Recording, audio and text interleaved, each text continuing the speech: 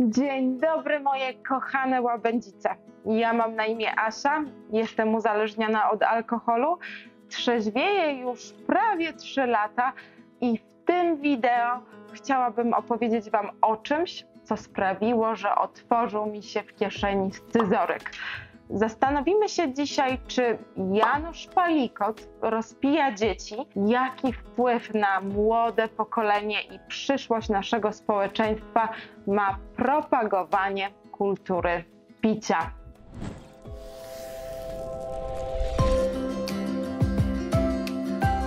Warto zostać ze mną do końca, ponieważ będę miała dla Was niespodziankę w postaci apki, która pomoże Wam odpowiedzieć na pytanie, czy problem uzależnienia dotyczy również Was. To później, a teraz przechodzimy do głównego, tytułowego bohatera naszego odcinka, chociaż w moich oczach do bohatera mu bardzo daleko. Słowami wstępu chciałabym zaznaczyć, że mój kanał nigdy nie będzie miał wydźwięku politycznego. Nie popieram żadnej partii politycznej w Polsce. W przeciwieństwie do pana Palikota nie mam i nigdy nie miałam związku z polityką. Moim zadaniem jest edukowanie społeczeństwa w kwestii uzależnienia od alkoholu, a misją, w którą ogromnie wierzę, jest wspieranie kobiet w zaprzestaniu picia oraz obalenie krzywdzących stereotypów, które dotykają osoby uzależnione. Zasubskrybujcie mój kanał, jeżeli chcecie towarzyszyć mi w tej pięknej misji.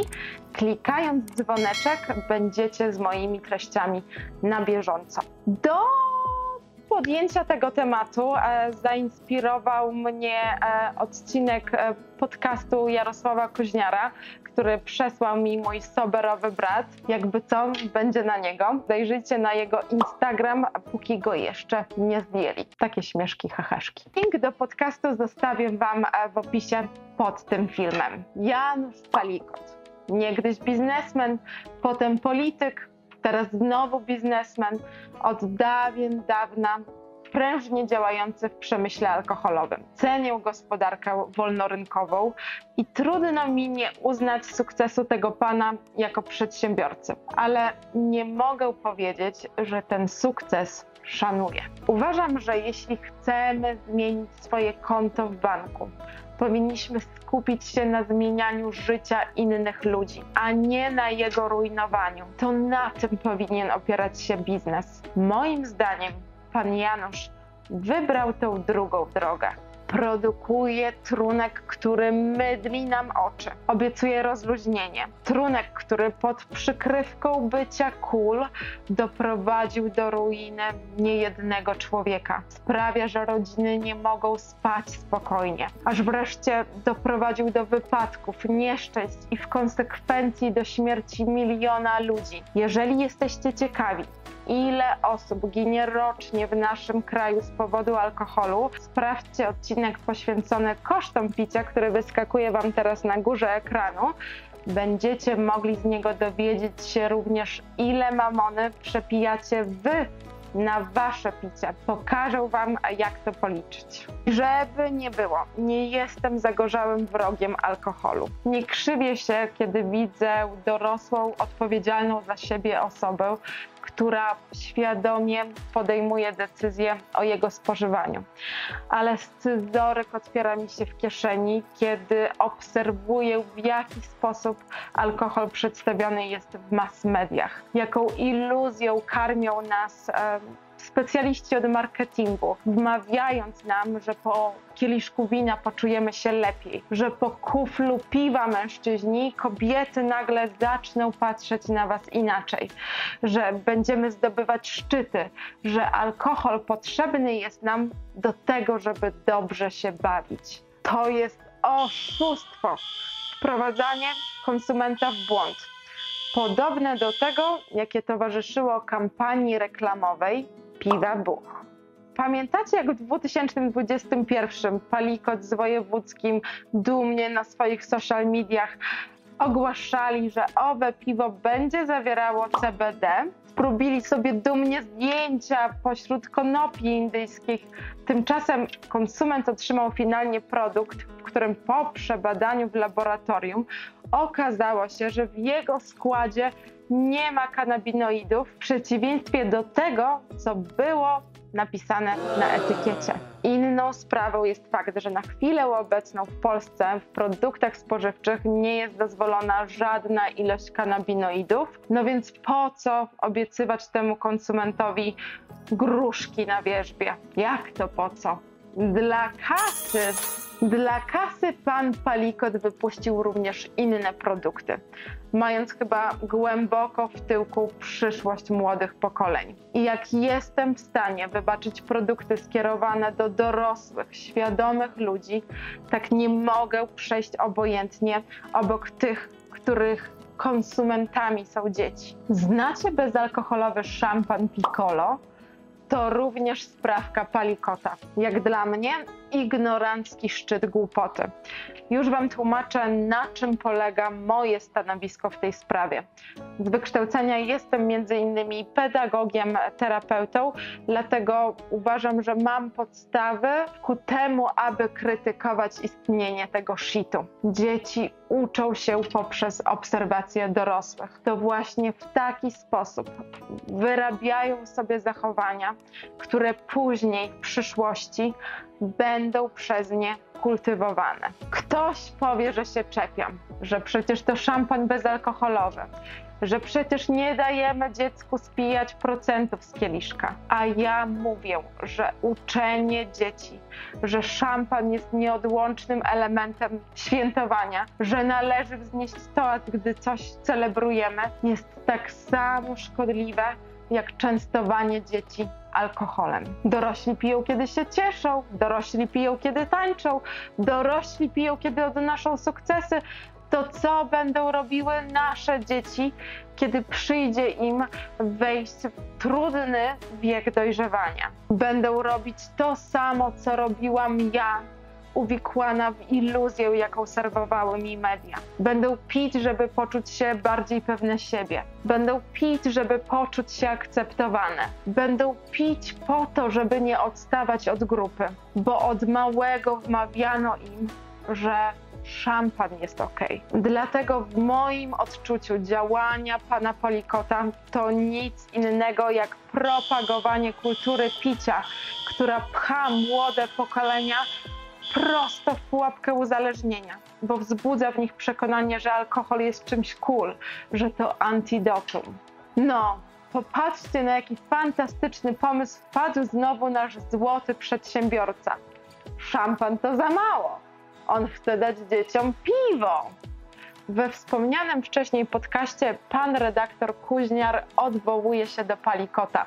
Zacytuję: rozpijam polskie dzieci, więc rozpiję polskie kobiety i polskim facetom dam inny alkohol. Palikot natomiast odpowiada: dla facetów może być bezalkoholowy, niech sobie odpoczną, a panie rzeczywiście są dzisiaj szansą. Nie, to nie jest tak, że ich rozpijam, a czykolwiek chciałbym zrobić takie piwo dla dzieci. Redaktor Kuźniar: piwo dla dzieci? O Jesus! A na to Palikot: tak, a dlaczego nie? Przecież wie pan, że wszystkie dzieci piją te piwa bezalkoholowe. My się tylko oszukujemy. To jest jakaś hipokryzja. Panie Palikocie, hipokryzja powiadasz pan. A czym jest pańskie zachowanie?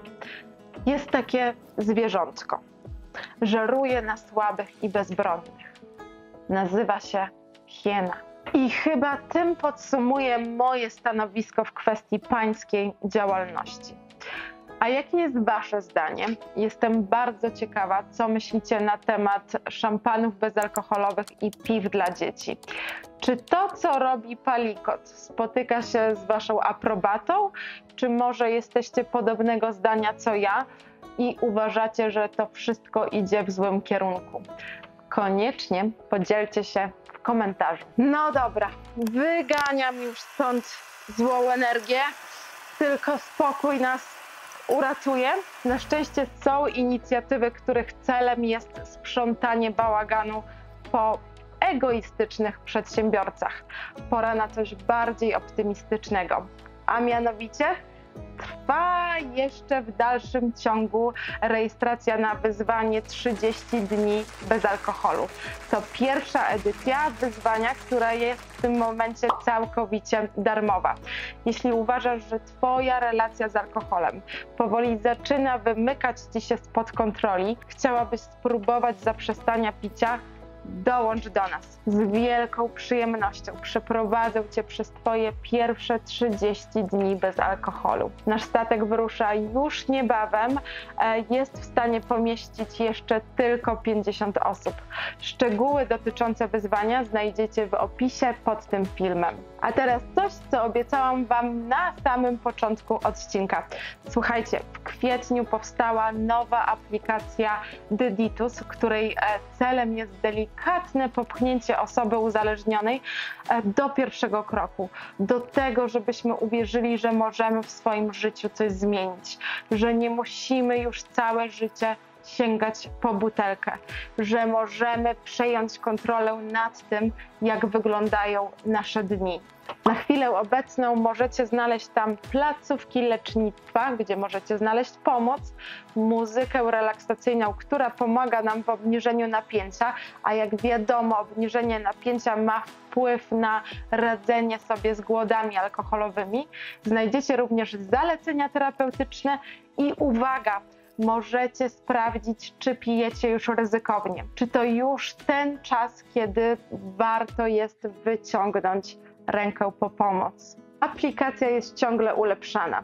Możecie mieć wpływ na jej tworzenie, dołączając do chyba najliczniejszej grupy na Facebooku, która wspiera osoby uzależnione. Grupa nazywa się Trzeźwiejący Alkoholicy. Jako że aplikacja jest darmowa, jej twórcy uruchomili Patronite, gdzie kwotą 10 zł możecie wesprzeć jej ulepszanie, dołożyć tym samym swoją cegiełkę w pomocy sobie i innym. A jeśli, jak ja, jesteś kobietą i podobnie jak ja niegdyś szukasz grup wsparcia wyłącznie dla kobiet, zapraszam Cię do chyba jedynej takiej grupy na Facebooku pod nazwą Sober Polish Girls.